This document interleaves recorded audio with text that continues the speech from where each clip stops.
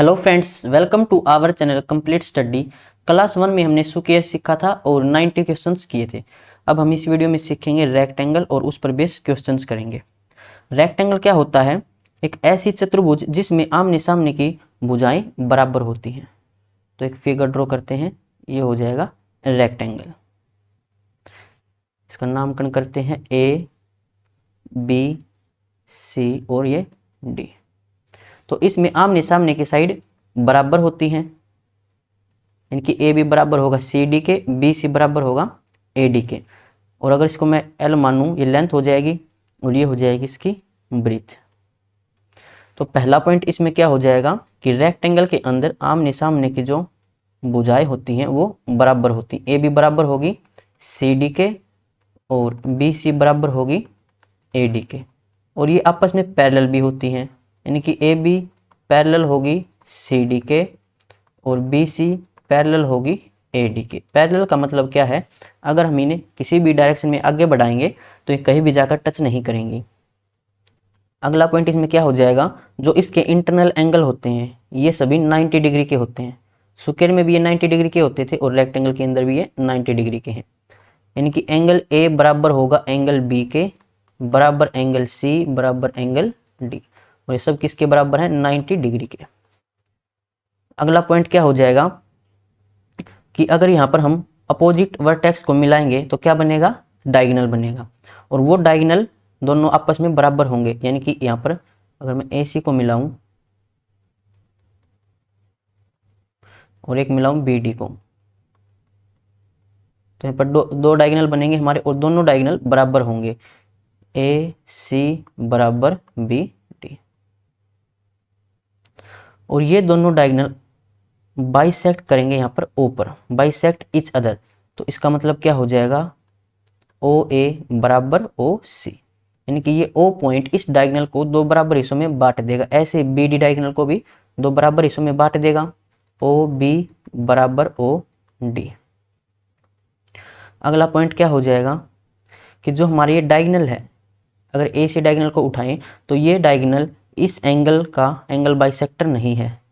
यानी कि यहाँ पर लिख देते हैं कि diagonal is naught angle bisector. Angle bisector क्या होता है? ज्योमेट्री में अच्छे से पढ़ाया था। यानी कि ये जो ए सी डायगोनल है इस एंगल को दो बराबर हिस्सों में नहीं बांटेगा। अगर इस डायगोनल से इस साइड ये अल्फा है तो इस साइड कितना होगा? ये बीटा। यानी कि दोनों अलग अलग होंगे। लेकिन स्क्वायर में क्या होता था? ये दोनों बराबर होते थे। शायद स्क्वायर में मुझे बताना स्किप हो गया था, तो यहाँ पर बता देते हैं। ए बी सी डी, ये स्क्वायर है, चारों साइड बराबर हैं। तो यहाँ पर अगर डायगोनल मैं ड्रॉ करूँ ए सी, तो ये डायगोनल यहाँ पर एंगल बाइसेक्टर होता है। ये 90 डिग्री का होता है। इसका मतलब दो बराबर इसमें बांटेगा। ये भी 45 डिग्री होगा और ये भी 45 डिग्री होगा। तो इसको भी नोट कर लेना।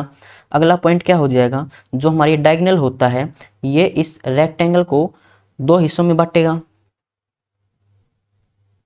दो ट्रायंगल्स में बांटेगा। दो ट्रायंगल बनेगी दोनों साइड। तो ये एंगल है 90 डिग्री का, हमें पता है, ए बी डी। तो ये कौन सी ट्रायंगल हो जाएगी? Right angle triangle. इसको आगे भी और अच्छे से पढ़ेंगे। तो इसमें ये क्या है? एल है और ये है क्या?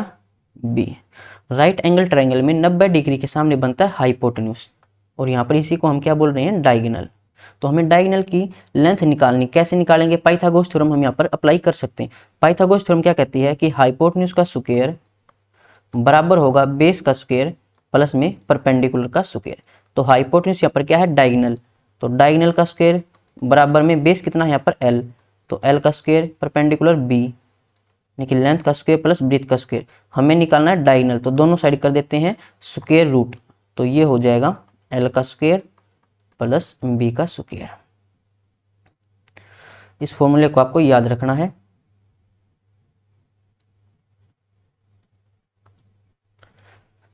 फिर हो जाएगा यहाँ पर एरिया का फॉर्मूला। एरिया कितना हो जाएगा? रेक्टेंगल का लेंथ इंटू ब्रीथ। एक हो जाएगा पेरीमीटर, यानी कि परिमाप। परिमाप क्या होता है? Length of boundary. अगर यहाँ से हम चलना स्टार्ट करें तो यहाँ से चलेंगे हम सी तक एल, फिर बी तक बी, फिर एल, फिर बी। तो यही इसकी क्या हो जाएगी, लेंथ ऑफ बाउंड्री, यानी कि लेंथ प्लस में ब्रीथ, फिर लेंथ आएगी, फिर ब्रीथ आएगी। तो इनको जोड़ना, देखो 2 बार एल है 2 बार बी है, तो 2 कॉमन ले लेंगे, बचेगा कितना, एल प्लस में बी। तो ये फॉर्मूला होता है पेरीमीटर का। ये 2 फॉर्मूले भी आपको यहाँ से याद रखने हैं।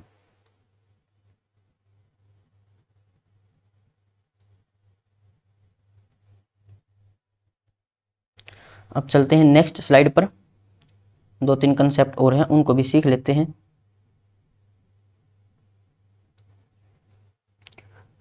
अगर यहाँ से हम रेक्टेंगल ड्रॉ करें,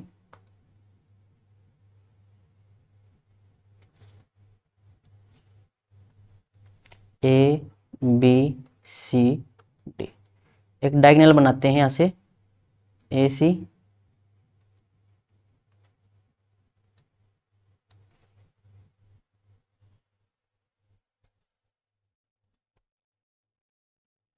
एक हो जाएगा ये बी डी डायगोनल। 2 डायगोनल यहाँ पर बनेंगे और ये इंटरसेक्ट करेंगे यहाँ पर ओ पॉइंट पर। तो जो हमारा एक डायगोनल है, इस रेक्टेंगल को ये 2 बराबर हिस्सों में बांटेगा और दोनों बनेंगे हमारी ट्रायंगल, और इन दोनों ट्रायंगल का एरिया बराबर होगा। तो अगला पॉइंट क्या हो जाएगा कि area of triangle A B C बराबर ट्रायंगल बनेगी एक ए डी सी। अगर दूसरे डायगोनल से हम बनाए बी डी डायगोनल से, तो ट्रायंगल बनेगी ए बी डी। तो area of triangle A B D, और फिर इस साइड बनेगी यहाँ पर ट्रायंगल बी डी सी। तो इनका एरिया कितना हो जाएगा, जो हमारा रेक्टेंगल का एरिया उसका हाफ हो जाएगा, ए बी सी डी, क्योंकि डायगोनल इस रेक्टेंगल को 2 बराबर ट्रायंगल में बांटेगा, उन दोनों का एरिया बराबर होगा। यहाँ पर 2 डायगोनल हैं तो ये 4 हिस्सों में बन जाएंगी। अगर बी डी को ड्रॉ करेंगे तो एक तो इस साइड हो जाएगी, एक इस साइड हो जाएगी। ऐसे ही ए सी को ड्रॉ करेंगे तो एक ये और एक ये।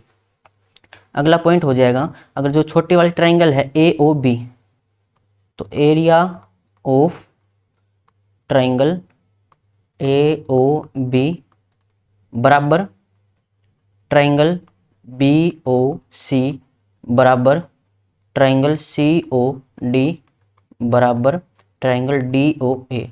इनका एरिया बराबर होगा, कितना होगा, ये होगा 1/4 जो हमारा रेक्टेंगल का एरिया है उसका। यहाँ से 2 बातें ये याद रखनी है आपको। फिर एक कंसेप्ट आता है, एसएससी में डायरेक्ट पूछा जाता है ये, इसको भी नोट कर लेना।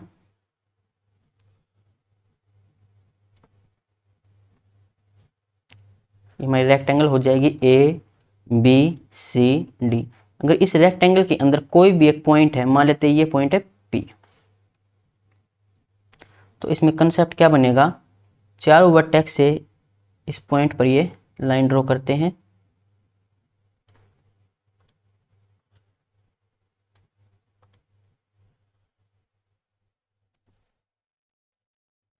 तो इसमें आपको क्या लिखना है कि ए पी स्क्वायर प्लस में सी पी स्क्वायर, यानी कि जो ए सी डायगोनल है उसके बीच में ये पड़ता है पी, ये मुड़ गया है डायगोनल वैसे। तो ए पी, क्योंकि इसके डायरेक्शन में नहीं है पी पॉइंट, अगर ए सी को हम सीधा ड्रॉ करेंगे तो उसके ऊपर नहीं है पी, ये अलग से कोई भी पॉइंट मान लेते हैं पी। तो यहाँ पर ए पी का स्क्वायर प्लस में पी सी का स्क्वायर बराबर होगा बी पी का स्क्वायर प्लस में डी पी का स्क्वायर। तो इस पे भी डायरेक्ट क्वेश्चन आता है, इसको भी नोट कर लेना, इंपॉर्टेंट है ये। फिर आते हैं यहाँ पर हम, इसके अंदर एक कंसेप्ट और बनता है। इस बुक के अंदर तो इतने क्वेश्चन है नहीं, इसमें तो बिल्कुल बेसिक बेसिक से हैं, लेकिन इनको भी लिख लेना, बहुत इंपॉर्टेंट है ये। डायरेक्ट क्वेश्चन इसमें आता है,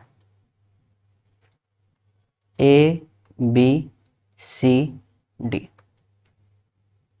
अगर ए पी पर कहीं भी कोई पॉइंट है, ये पी ए बी साइड के ऊपर है ये पॉइंट, और इसको हम मिलाएं इस डी से और इस सी से, तो यहाँ पर जो ट्रायंगल बनेगी, area of triangle D P C, ये हमेशा बराबर होगा जो हमारा रेक्टेंगल का एरिया उसका हाफ होगा, ए बी सी डी। ऐसा क्यों होगा, क्योंकि ए बी तो हमारी है लेंथ, ये भी लेंथ होगी, ये ब्रीथ होगी और ये भी ब्रीथ होगी। तो यहाँ से लेकर यहाँ तक ये हाइट कितनी होगी, ये भी तो ब्रीथ होगी। तो हमें पता है कि ट्राइंगल में एरिया कितना होता है 1/2 बेस इंटू हाइट। तो इस ट्राइंगल के लिए डीपीसी ट्राइंगल के लिए बेस तो है L और इसकी हाइट क्या है B, तो एल बी का हाफ है ये। और रेक्टेंगल का एरिया कितना होता है लेंथ इंटू ब्रीथ, यानी कि रेक्टेंगल का एरिया का ये हाफ है। तो यही हमने यहाँ पर लिखा है, इसको भी नोट कर लेना। अब यहाँ पर दो कंसेप्ट और रह जाते हैं, इन सर्कल और सरगम सर्कल, उसको भी सीख लेते हैं।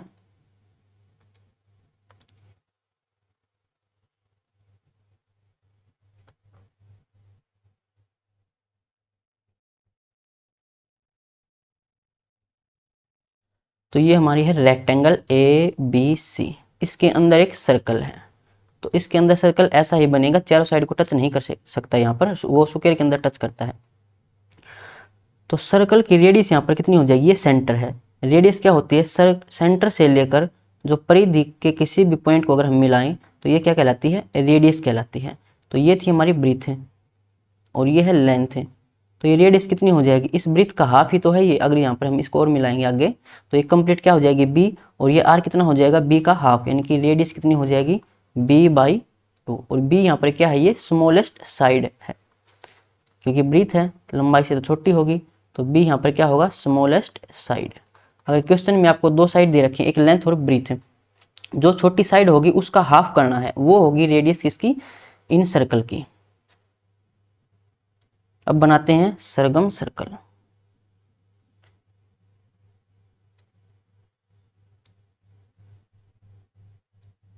यहाँ पर मान लेते हैं ये सेंटर इसका। तो यहाँ से अगर हम रेडियस बनाएं इस सर्कल की तो कितनी हो जाएगी, सेंटर से लेकर सर्कल के किसी भी पॉइंट को अगर मिलाएं तो वो हमारी रेडियस कहलाएगी। तो यहाँ पर भी ये सर्कल का एक पॉइंट है और ये क्या हो जाएगा, हमारा जो रेक्टेंगल है उसका डायगोनल का हाफ है ये। तो इसको हम बोलेंगे कैपिटल R से लिख लेते हैं सरगम रेडियस। अगर मैं इसको यहाँ से मिलाऊं तो ये क्या हो जाएगा, डायगोनल हो जाएगा कंप्लीट, ये डायगोनल है। तो हमारी सरगम रेडियस कितनी हो जाएगी, डायगोनल की हाफ हो जाएगी। और डायगोनल का फॉर्मूला क्या होता है, अभी पीछे सीखा था, रूट के अंदर लेंथ का स्क्वायर प्लस ब्रीथ का स्क्वायर और उसका हाफ, ये फॉर्मूला हो जाएगा। और अगर हमें डायगोनल निकालना हो तो देखो ये एक ट्रायंगल बनेगी, राइट एंगल ट्रायंगल। तो इसमें हम डायरेक्ट ट्रिपलेट लगा सकते हैं, ट्रिपलेट सीखेंगे अभी, समकोण त्रिभुज में सीखेंगे तब। तो अब करते हैं हम क्वेश्चन स्टार्ट। तो कंसेप्ट थे वो सारे कंसेप्ट बता दिए हैं, अब क्वेश्चन स्टार्ट करते हैं। 91, एक आयत की लंबाई 20 मीटर वह चौड़ाई 15 मीटर है, इसका क्षेत्रफल क्या होगा। तो एरिया का फॉर्मूला क्या बताया था अभी, लेंथ इंटू ब्रीथ। लंबाई कितनी है 20, चौड़ाई कितनी है 15, तो कितनी हो जाएगी 15 दूनी 30, यानी कि 300 मीटर स्क्वायर। Option B. ऐसे क्वेश्चन में पेन का यूज बिल्कुल नहीं करना है। देखो लंबाई है 30, चौड़ाई है 25, मल्टीप्लाई करेंगे तो 25 या 75, 750 मीटर स्क्वायर। Option C. 93, एक आयत की लंबाई 40 मीटर है, चौड़ाई 30 मीटर है, इसका क्षेत्रफल। तो लंबाई गुणा चौड़ाई दोनों का गुणा करना है, तो 4 × 12 यानी कि 1200 मीटर स्क्वायर। Option B. अब चलते हैं 94 पर। एक आयत का क्षेत्रफल 450 मीटर स्क्वायर है, यदि इसकी लंबाई 30 मीटर है तो इसकी चौड़ाई कितनी होगी। तो 30 से डायरेक्ट इसको डिवाइड करेंगे, 0 से 0 और 15 × 45 यानी कि 15 मीटर। कैसे हो जाएगा, एरिया का फॉर्मूला अभी बताया था कि लेंथ इंटू ब्रीथ। एरिया हमें गिवन है कितना है 450, लंबाई भी गिवन है 30 मीटर, चौड़ाई हमसे पूछी है, तो चौड़ाई कितनी हो जाएगी 450 डिवाइड में 30। तो 0 से 0 3 से कैंसिल करेंगे तो 15 × 45 15 मीटर हो जाएगा। 95, एक आयत का क्षेत्रफल 600 मीटर स्क्वायर है, इसकी लंबाई 30 है, तो चौड़ाई कितनी होगी, 30 से डिवाइड कर देंगे, 0 से 0 20 आ जाएगा, तो 20 मीटर। Option C. 96, क्षेत्रफल है 1500 मीटर स्क्वायर और चौड़ाई है 30, तो लंबाई कितनी हो जाएगी, इसे डिवाइड करो 30 से, 0 से 0 तो 3 × 5 = 15 यानी कि 50। Option C. 97, एक आयत की लंबाई 20 मीटर वह चौड़ाई 15 मीटर है, इसका विकर्ण कितना हो जाएगा। तो देखो विकर्ण का फॉर्मूला क्या बताया था, डायगोनल का फॉर्मूला हो जाएगा रूट के अंदर लेंथ का स्क्वायर प्लस ब्रीथ का स्क्वायर। जैसे कि ये रेक्टेंगल थी, इसमें यहाँ से ये था डायगोनल, ये ब्रीथ थी, ये लेंथ थी, और ये है डायगोनल। तो यहाँ पर ये एंगल कितना है 90 डिग्री का। तो ये ट्रायंगल बन जाएगी हमारी राइट एंगल ट्रायंगल। और राइट एंगल ट्रायंगल में ट्रिपलेट्स लगती हैं। ट्रिपलेट क्या क्या होती हैं उसको यहाँ पर लिख ही लेते हैं एक बार, आगे भी काम आएंगी। तो सबसे छोटी ट्रिपलेट होती है 3 4 5। ये क्वेश्चन भी डायरेक्ट किसी एग्जाम में पूछा गया था कि सबसे छोटी ट्रिपलेट कौन सी होती है, 3 4 5। इससे जो छोटी आती है फिर वो पॉइंट में आने लग जाती हैं। हमें डायरेक्ट क्या करना है किसी भी इंटीजर में। तो 3 4 5, उससे अगली हो जाएगी 5 12 13। ये कैसे बनती है ये भी मैंने ज्योमेट्री के अंदर सिखाया था। जैसे कि 3 है तो 3 का हमें क्या करना है स्क्वायर। 3 का स्क्वायर कितना होगा 9। 9 में से 1 माइनस करेंगे, 9 में 1 ऐड करेंगे तो कितना आएगा 8 और 10 उनका हाफ करेंगे। 8 का हाफ 4 और 10 का हाफ कितना हो जाएगा 5। ऐसे ही 5 है तो 5 का स्क्वायर 25। 25 में से 1 माइनस करेंगे 24। 24 का आधा 12। 25 में 1 ऐड करेंगे 26। 26 का आधा 13। अगला हो जाएगा 7 24 25। 7 का स्क्वायर 49 में से 1 माइनस करेंगे 48 का आधा 24। 49 में 1 ऐड करेंगे 50। 50 का आधा 25। फिर आता है 8 8 15 17। अब ये सम संख्या। सम संख्या में हम क्या करते हैं पहले इसका हाफ करेंगे। तो हाफ करेंगे तो 4 4 का स्क्वायर 16। 16 में से 1 माइनस करेंगे 15। 16 में 1 जोड़ेंगे 17। ये सब ज्योमेट्री के अंदर सिखाया भी था। उससे अगली हो जाएगी 9 का 9 40 41। 9 का स्क्वायर 81। 1 माइनस करेंगे 80। 80 का आधा 40 और 81 में 1 ऐड करेंगे 82। 82 का आधा 41। और फिर एक आता है 9 के बाद 12 की 12 35 37। 12 का आधा 6। 6 का स्क्वायर 36। 36 में से 1 माइनस करेंगे 36 में 1 ऐड कर देंगे। एक हो जाएगी यहाँ पर 20 20 21 29। कुछ ट्रिपलेट ऐसे ही बनती हैं जो इस फॉर्मूले से नहीं बनती हैं, जैसे कि ये 20 वाली है। तो सबसे इंपॉर्टेंट यहाँ पर ये 3 4 5 वाली। एक तो बनते हैं इसके मल्टीपल्स पर, इसका 2 गुना 3 गुना 4 गुना। तो आप इसको याद रखना, उसका मल्टीपल फिर आसानी से हम देख सकते हैं। तो इसने क्या पूछा है इसका विकर्ण ज्ञात कीजिए, यानी कि डायगोनल निकालना है। तो ट्रिपलेट देखो डायरेक्ट इस फॉर्मूले से भी कर सकते हो लेकिन टाइम ज़्यादा लगेगा इसमें। हम ट्रिपलेट से आसानी से सोल्व कर सकते हैं। तो विकर्ण कितना हो जाएगा 15 20। अलग से फिगर बना के दिखाता हूँ। अगर ये 15 है ये 20 है, यहाँ पर 90 डिग्री है तो राइट एंगल ट्रायंगल बनेगी। ये हाइपोटेन्यूज हमें निकालनी है। यहाँ पर ये दो तो जो स्टार्टिंग के हैं वो बेस और परपेंडिकुलर हैं, जो लास्ट वाली होती हैं ये हाइपोटेन्यूज होती है, क्योंकि हाइपोटेन्यूज दोनों साइड से बड़ा है। तो 15 20 अभी सीखा था 3 4 5। तो 3 का ये 5 गुना है, 4 का 5 गुना, तो यहाँ पर 5 का 5 गुना कितना होगा 25। तो 25 मीटर ऑप्शन डी। इस फॉर्मूले से भी रख सकते हो। लेंथ यानी कि 15 का स्क्वायर फिर 20 का स्क्वायर, दोनों को जोड़ेंगे उसका स्क्वायर रूट करेंगे। 98 लंबाई है 24 चौड़ाई है 10। तो इसका विकर्ण कितना हो जाएगा, ये है 5 12 13 अभी देखा था। इसका दुगुना 5 का दुगुना 10, 12 का दुगुना 24, तो 13 का दुगुना कितना हो जाएगा 26। Option A. 99 एक आयत की लंबाई 24 मीटर व चौड़ाई 10 मीटर है, इसका परिमाप ज्ञात कीजिए। परिमाप का फॉर्मूला क्या बताया था, twice of length plus breadth. तो इन दोनों को जोड़ो 24 और 10 34। 34 का दुगुना कितना होगा 68। Option C. 100 एक आयत की लंबाई 25 मीटर चौड़ाई 20 मीटर, तो इसका परिमाप कितना हो जाएगा, दोनों को जोड़ेंगे तो 45। 45 का फिर दुगुना तो 90। 101 एक आयत का परिमाप 250 मीटर वह चौड़ाई 20 मीटर है, इसकी लंबाई ज्ञात कीजिए। डायरेक्ट करना है 250 का हाफ करेंगे 125। 125 में से 20 माइनस करेंगे 105। Option D. अभी सीखा था फॉर्मूला क्या था, perimeter is equal to twice of length plus breadth. तो परिमाप हमें कितना दे रखा है 250 बराबर में 2 और लंबाई तो निकालनी है चौड़ाई 20 है, तो 2 से इसको डिवाइड करेंगे। इसलिए सबसे पहले परिमाप को हम 2 से डिवाइड करते हैं तो कितना आएगा, ये 125 बराबर लेंथ प्लस 20। 20 इस साइड आएगा तो माइनस में, यानी कि लेंथ कितनी हो जाएगी 105। 102 एक आयत का परिमाप 500 मीटर वह चौड़ाई 110 मीटर है, इसकी लंबाई ज्ञात कीजिए। तो परिमाप का हाफ करेंगे 250 चौड़ाई 110। 110 माइनस करेंगे बचेगा 140। Option B. 103 आयत की लंबाई वह चौड़ाई क्रम से 8 व 6 सेंटीमीटर, तो विकर्ण की लंबाई कितनी होगी। तो ये क्या है 3 का 2 गुना, ये भी 4 का 2 गुना, तो 3 4 5 पड़ी थी, तो 5 का 2 गुना 10, तो ऑप्शन सी हो जाएगा। 104 आयत की लंबाई वह चौड़ाई क्रम से 24 व 7 सेंटीमीटर, विकर्ण ज्ञात कीजिए। ट्रिपलेट पड़ी थी अभी 7 24 25, तो ऑप्शन डी। 105 आयत की लंबाई वह चौड़ाई 12 और 5, तो ट्रिपलेट पड़ी थी अभी 5 12 13, तो डायगोनल कितना हो जाएगा 13 सेंटीमीटर। Option A. 106 आयत की लंबाई व चौड़ाई क्रम से 12 व 5 सेंटीमीटर, तो अंतःवर्त की त्रिज्या का अनुपात बाह्य वर्त की त्रिज्या के साथ हमें निकालना है। तो सबसे पहले अंतःवर्त की त्रिज्या कितनी बताई थी, आर। जो छोटी हाइट होती है, छोटी लेंथ होती है उसका हाफ, यानी कि ब्रीथ का हाफ। और जो सरगम रेडियस होती है वो कितनी होती है, डायगोनल का हाफ, यानी कि √L² प्लस B², और इसका फिर हमें हाफ करना है। तो यहाँ पर छोटी जो लंबाई है यानी कि चौड़ाई कितनी है, 5, तो ये हो जाएगा 5/2। इसका अनुपात हमें निकालना है इसके साथ।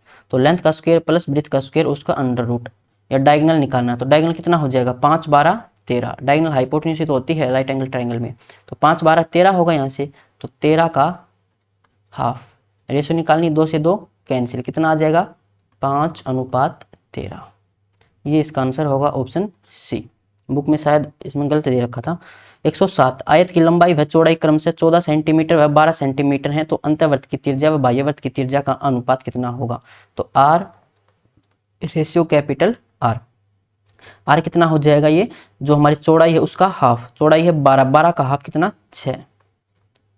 और सरगम रेडियस कितना हो जाएगा, डायगोनल का हाफ। डायगोनल कितना हो जाएगा, ऐसे ट्रिपलेट तो बनेगी नहीं, तो हमें निकालना पड़ेगा डायगोनल L² प्लस B², उसका फिर स्क्वायर रूट। तो लंबाई है यहाँ पर 14, 14 का स्क्वायर 196, और 12 का 144, ऐड करेंगे 0, 9, 4, 13 और 1, 14, ये 340, इसका रूट करेंगे तो 340 हो जाएगा। ये 4 से अगर इसको डिवाइड करके देखें तो 4 8 32, 2 4 5 20, ये होगा।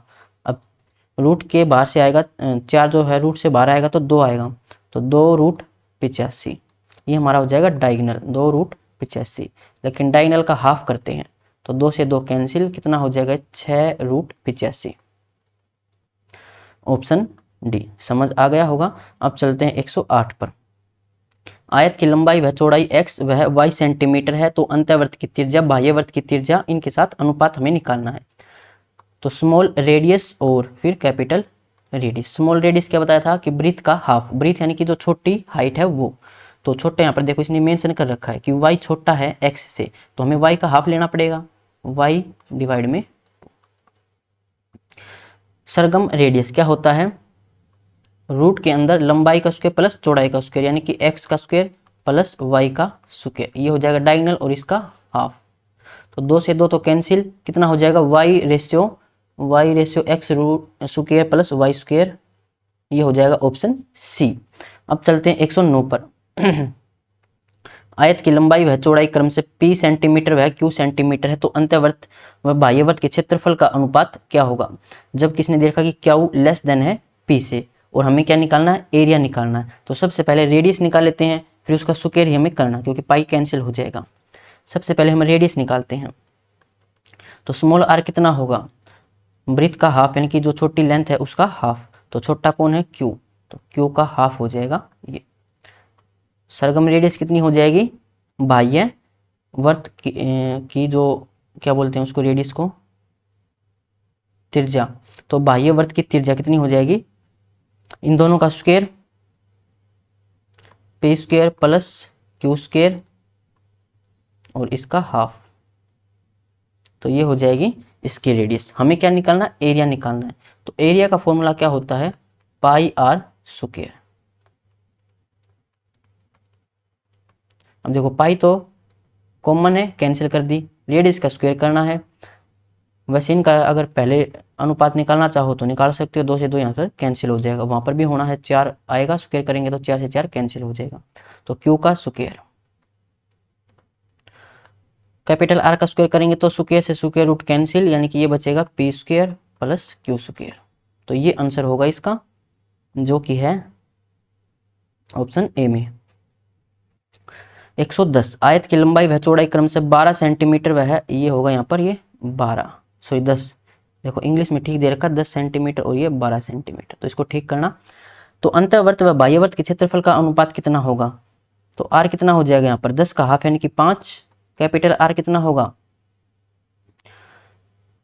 5, 12, 13, ट्रिपलेट तो बनेगी नहीं, तो ये कितना होगा, 12 का स्क्वायर 144, 10 का 100 यानी कि 244, और इसका रूट। तो ये तो है डायगोनल, डायगोनल का हाफ करते हैं। हमें क्या निकालना, एरिया। तो रेडियस का स्क्वायर यानी कि 5 का स्क्वायर 25, रेशियो, इसका स्क्वायर करेंगे तो स्क्वायर से स्क्वायर रूट तो कैंसिल, और 2 का स्क्वायर 4, 4 से इसको कैंसिल करेंगे, 4 6 24, 4 एकम 4, तो 25:61 ऑप्शन बी। 111 आयत की लंबाई व चौड़ाई क्रम से 24 सेंटीमीटर व 20 सेंटीमीटर, तो अंतःवर्त व बाह्यवर्त के क्षेत्रफल का अनुपात क्या होगा? स्मॉल आर निकालना सबसे पहले, तो यहाँ पर चौड़ाई कितनी है 20, 20 का आधा 10, फिर निकालना है आर, डायगोनल का हाफ, डायगोनल कितना हो जाएगा 20 24, क्या कोई ट्रिपलेट बनती है? तो एक ट्रिपलेट हमने पढ़ी थी 5 12 13, तो ये देखो 5 का कितना है 4 गुना, नहीं 5 12 13 तो नहीं बनेगी भाई, ट्रिपलेट फिर इसमें नहीं बनेगी कोई भी, डायरेक्ट करना पड़ेगा। तो ये हो जाएगा 24 का स्क्वायर 576 और 20 का स्क्वायर 400, 6 7 976, तो 976 का रूट, ये है डायगोनल, डायगोनल का हाफ करना है, तो ये हो जाएगी हमारी सरगम रेडियस। हमें क्या निकालना है क्षेत्रफल, तो इसका स्क्वायर करना पड़ेगा, पाई आर स्क्वायर होता है, पाई से पाई कैंसिल हो जाएगा, तो रेडियस का स्क्वायर 10 का स्क्वायर 100, इसका स्क्वायर करेंगे तो स्क्वायर से स्क्वायर रूट कैंसिल, और नीचे बचेगा ये 4, 4 से कैंसिल करेंगे, 4 दूनी 8, 4 चौके 16 और 4 चौके 16, फिर हम इसको कैंसिल कर सकते हैं 4 से, तो 25 चौका 100 और 4 6 24, 4 एकम 4, तो 25:61 ऑप्शन सी। 112 आयत की लंबाई व चौड़ाई 50 व 35 सेंटीमीटर है, तो अंतःवर्त व बाह्यवर्त के क्षेत्रफल का अनुपात कितना होगा? ये कितना हो जाएगा? देखो सबसे पहले हमें आर निकालना है, आर का डायरेक्ट अब आप निकाल भी सकते हो, एक लाइन और लिखने की जरूरत नहीं रहेगी। 35 का हाफ करना है, तो 35/2 और उसका स्क्वायर करना है, तो 35/2 ये आया है हमारी इन रेडियस, तो इसका स्क्वायर करना है एरिया में, तो 35/2, फिर कैपिटल आर का स्क्वायर, कैपिटल आर का स्क्वायर कितना हो जाएगा 50 का स्क्वायर 2500, 35 का स्क्वायर 300 के 12 1225, ऐड करेंगे 5 2 5 और 2 7, 2 और 1 3, तो 3725 आया है।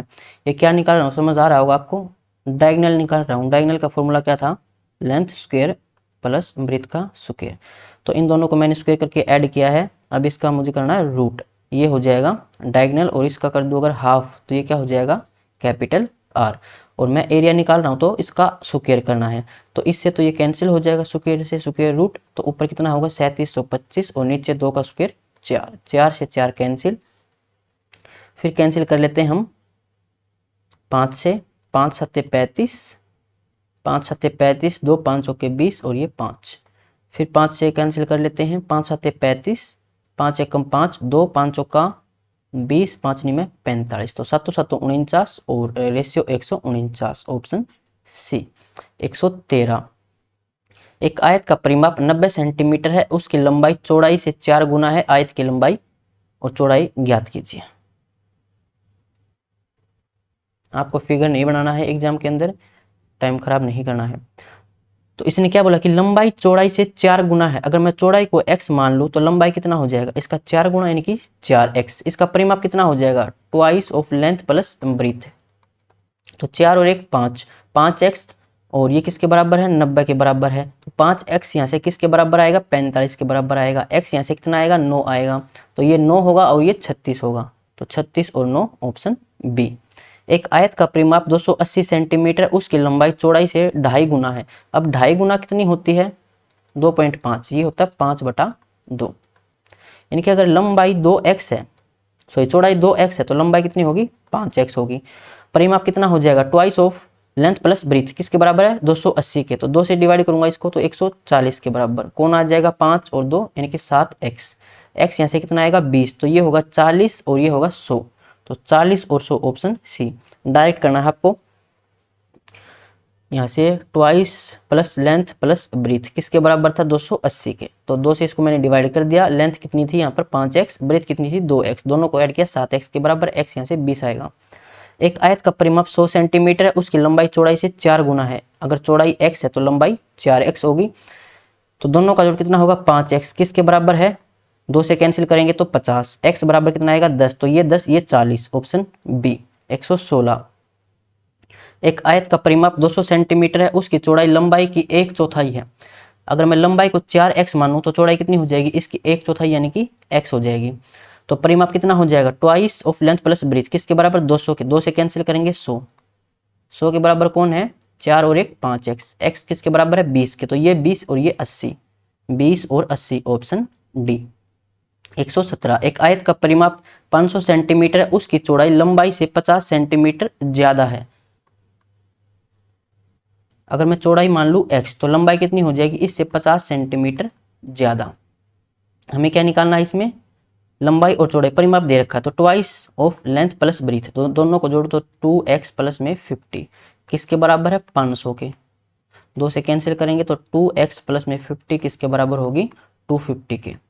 तो 2x यहाँ से किसके बराबर होगा, 200 के, x बराबर 100, तो ये 100 ये 150, 100 150 ऑप्शन ए। एक आयत का क्षेत्रफल 200 वर्ग सेंटीमीटर स्क्वायर है, उसकी लंबाई चौड़ाई से दुगनी है। चौड़ाई अगर x है तो लंबाई कितनी है 2x, एरिया कितना होता है लेंथ इंटू ब्रीथ यानी कि 2x स्क्वायर किसके बराबर है 200 के। तो x स्क्वायर यहाँ से किसके बराबर आएगा 100 के, x किसके बराबर आएगा 10 के, तो ये 10 ये 20 ए। 119 एक आयत का क्षेत्रफल 400 सेंटीमीटर स्क्वायर है, उसकी चौड़ाई लंबाई की 1/4 है। अगर लंबाई को मैं 4x मान लूँ तो चौड़ाई कितनी हो जाएगी, इसकी 1/4 यानी कि x हो जाएगी। तो एरिया 4x स्क्वायर किसके बराबर है 400 के, x स्क्वायर यहाँ से 100 के बराबर, x यहाँ से 10 के बराबर, तो 10 40 ऑप्शन ए। 120 एक आयत का क्षेत्रफल 2000 सेंटीमीटर स्क्वायर है, उसकी लंबाई चौड़ाई से 5 गुना है। अगर चौड़ाई को मैं मानूं x तो लंबाई इसका 5 गुना, एरिया कितना हो जाएगा 5x स्क्वायर किसके बराबर दे रखा है 2000 के बराबर, x स्क्वायर किसके बराबर आएगा यहाँ से 400 के बराबर, x यहाँ से किसके बराबर आएगा 20 के बराबर, तो ये 20 ये 100 20 100 ऑप्शन ए। 121 एक आयत का क्षेत्रफल 100 वर्ग सेंटीमीटर स्क्वायर है, उसकी चौड़ाई लंबाई से आधी है। अगर लंबाई को मैं 2x मान लूँ तो चौड़ाई इसकी आधी यानी कि x हो जाएगी, एरिया कितना हो जाएगा 2x स्क्वायर किसके बराबर है 100 के, तो x स्क्वायर किसके बराबर है 50 के, x किसके बराबर आ जाएगा √50 के, ये कितना आएगा √50 और ये 2√50 ऑप्शन। अच्छा 50 को इसने और सोल्व कर लिया है, 50 को क्या लिख सकते हैं 25 गुणा 2, 25 को बाहर लेके आएंगे तो 5 आएगा यानी कि 5√2 आएगा ये x, तो ये 5√2 और ये 10√2 ऑप्शन सी। 122 एक आयत का क्षेत्रफल 800 वर्ग सेंटीमीटर स्क्वायर है, उसकी चौड़ाई लंबाई की 2/3 है, 2/3 यानी कि 2/3। अगर लंबाई को मैं 3x मान लूं तो चौड़ाई कितनी हो जाएगी 2x, और एरिया दे रखा था कितना हो जाएगा 2×3 6 यानी कि 6x स्क्वायर किसके बराबर है 800 के बराबर है। x स्क्वायर किसके बराबर आएगा 800/6, x किसके बराबर आएगा, यहाँ से हम पहले मैं इसको 2 से कैंसिल कर लेता हूँ, तो 2×3 6 और ये होगा 400। अब दोनों साइड में स्क्वायर रूट करूँ तो ये आएगा 20/√3, यहाँ से ये x आएगा।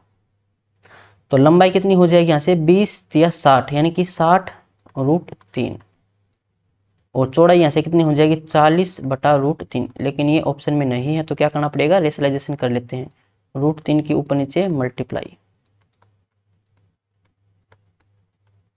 तो ये कितना आ जाएगा नीचे 3 से कैंसिल करेंगे 60 को तो आएगा 20 यानी कि 20√3 ये लंबाई है, यहाँ से 3 से 40 कैंसिल नहीं होगा तो 40√3/3, तो ये है ऑप्शन ए। 123 एक आयत का क्षेत्रफल 800 वर्ग सेंटीमीटर स्क्वायर है, उसकी लंबाई चौड़ाई की 250% है। 250% मतलब 2.5 गुना यानी कि 5/2। अगर लंबाई को मैं 5x मान लूँ तो चौड़ाई 2x हो जाएगी, 250% दे रखा है, 250% यानी कि 250/100। अगर चौड़ाई 100 है तो लंबाई कितनी हो जाएगी 250, और इसको कैंसिल कर लेते हैं तो ये आ जाएगा 5 और नीचे 2। अगर लंबाई 5 है तो चौड़ाई 2 होगी, इसी को मैंने यहाँ पर लिखा है। फिर क्या बोला इसका एरिया यानी कि 5 × 2 10x स्क्वायर किसके बराबर है 800 के बराबर है, तो x स्क्वायर कितना किसके बराबर आएगा 80 के बराबर आएगा, x यहाँ से कितना आएगा √80। इसको और सोल्व करें तो ये आ जाएगा 16 × 5 = 80 होता है, 16 बाहर आएगा तो 4 यानी कि 4√5, ये है x। तो लंबाई कितनी हो जाएगी 5 × 20 √5 और 4 दूनी 8√5 ऑप्शन डी।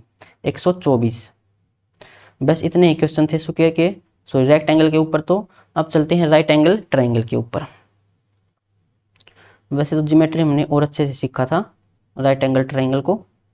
अब राइट एंगल ट्रायंगल क्या हो जाएगी, ऐसे ट्रायंगल जिसमें एक एंगल 90 डिग्री का हो।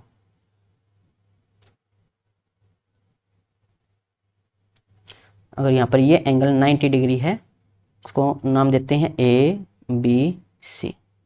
तो यहाँ पर ये होता है बेस, ये होता है परपेंडिकुलर और ये होता है हाइपोटेन्यूज। तो राइट एंगल ट्रायंगल के अंदर पाइथागोरस थ्योरम लगती है। पाइथागोरस थ्योरम क्या कहती है कि हाइपोटेन्यूज का स्क्वायर बराबर होगा बेस का स्क्वायर प्लस परपेंडिकुलर का स्क्वायर। तो यहाँ से हम हाइपोटेन्यूज निकाल सकते हैं, लेकिन एग्जाम में इतना टाइम नहीं होता है, तो हम क्या करते हैं ट्रिपलेट याद रखते हैं। अभी पीछे ट्रिपलेट लिखवाई थी, एक बार फिर लिखवा देते हैं और याद हो जाएंगी, रिविजन भी हो जाएगा। तो 3 4 5, एक आती है फिर 5 5 12 13, फिर आती है 7 24 25, फिर आती है 8 15 17, फिर आती है 9 9 40 41, 9 के बाद आएगी 12 वाली 12 35 37, फिर एक और रह जाती है 20 की 20 21 29। तो ये इंपॉर्टेंट है, वही लिखवाई, वरना बहुत सारी होती हैं। सबसे इंपॉर्टेंट ये होती है 3 4 5 वाली। और हमें राइट एंगल ट्रायंगल में क्या पढ़ना था बताता हूँ, एक कंसेप्ट और बचता है। जैसे ये ट्रायंगल है,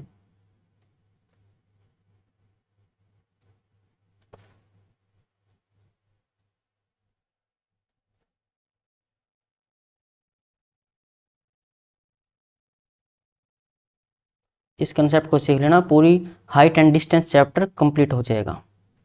तो ए बी सी, ए बी सी ये राइट एंगल ट्रायंगल है। तो ये एंगल तो 90 डिग्री का है, बाकी बचे दोनों एंगल, एंगल ए और सी, तो इन दोनों का जोड़ भी 90 डिग्री होगा, तभी ट्रायंगल में सभी कोणों का जोड़ 180 डिग्री होता है।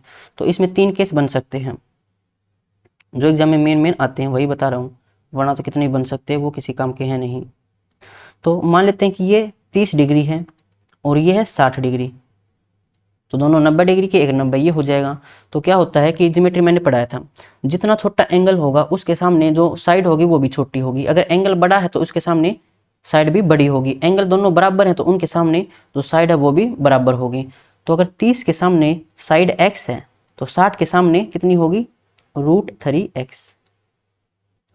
x छोटी है, √3x थोड़ी बड़ी हो जाएगी, क्योंकि 30 के सामने छोटी साइड होगी, 60 के सामने उससे बड़ी होगी। और ये 90 है तो 90 के सामने तो और बड़ी होगी इन दोनों से, तो ये हो जाएगी 2x।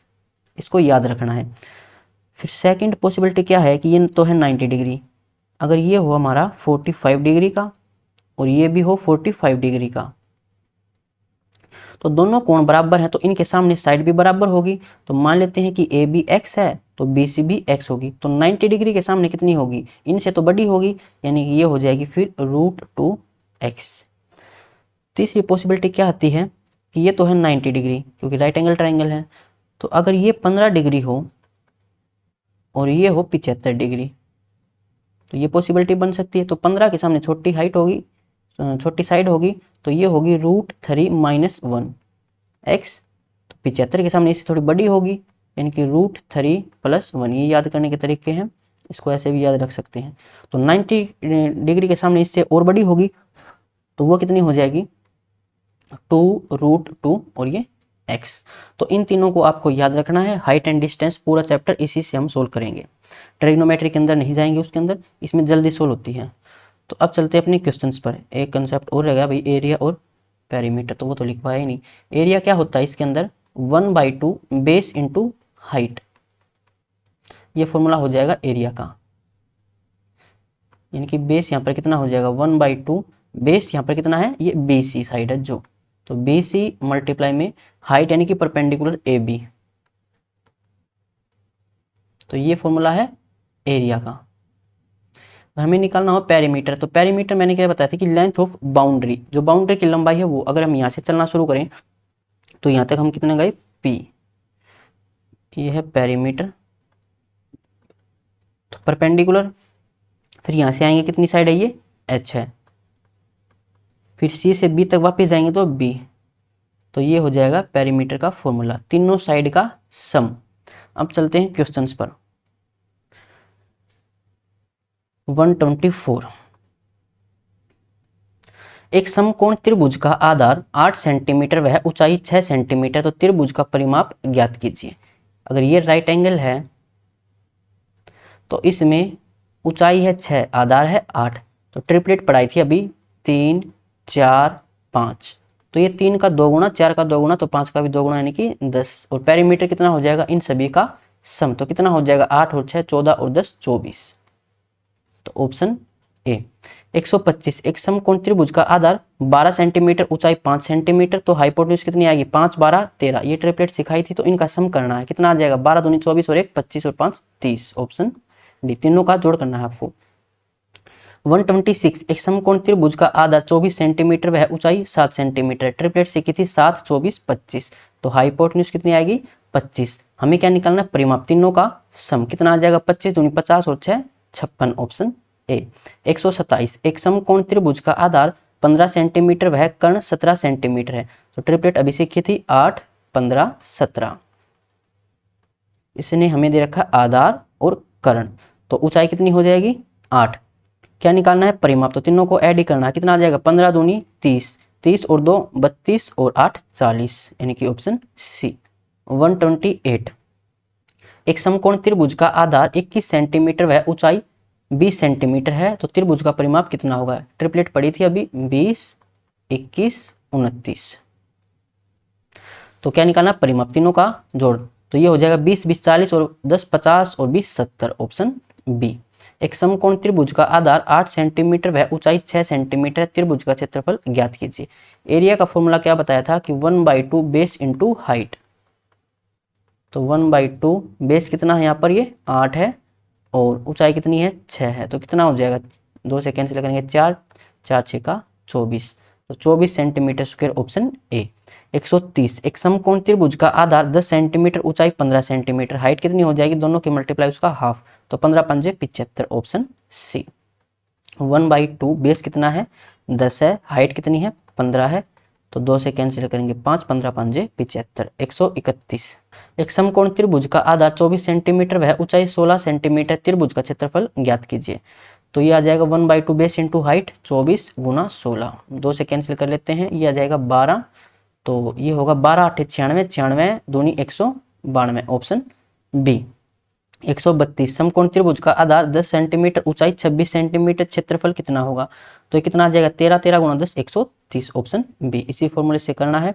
133 एक समकोण त्रिभुज का आधार 7 सेंटीमीटर वह कर्ण 25 सेंटीमीटर है, त्रिभुज का क्षेत्रफल कितना होगा, देखो ये कर्ण दे रखा है, ध्यान से पढ़ना है। फॉर्मूला क्या था कि 1/2 बेस इंटू हाइट, तो बेस तो हमारे पास है लेकिन हाइट नहीं है, तो हाइट कितनी हो जाएगी परपेंडिकुलर कितना होगा, ट्रिपलेट पड़ी थी 7 24 25, तो परपेंडिकुलर 24 होगा, तो 1/2 बेस कितना है 7 और हाइट कितनी है 24, तो 12 और 12 सत्ते 84, ऑप्शन डी। एक समकोण त्रिभुज का आधार 9 सेंटीमीटर और कर्ण 41 सेंटीमीटर है, क्षेत्रफल निकालना है। 1/2 बेस इंटू हाइट, तो हाइट हमारे पास है नहीं, बेस तो हमारे पास है 9, तो हाइट कितनी हो जाएगी यानी कि परपेंडिकुलर कितना हो जाएगा 9 40 41 होता है, तो 1/2 बेस 9 और ये 40, तो ये कितना होगा 20 और 9 दूनी 18 यानी कि 180 सेंटीमीटर स्क्वायर, ऑप्शन ए। तो बस इतने ही क्वेश्चन थे समकोण त्रिभुज के ऊपर 134, इससे आगे हम करेंगे नेक्स्ट वीडियो में। अगर किसी क्वेश्चंस में कोई प्रॉब्लम है तो कमेंट बॉक्स में पूछ सकते हो।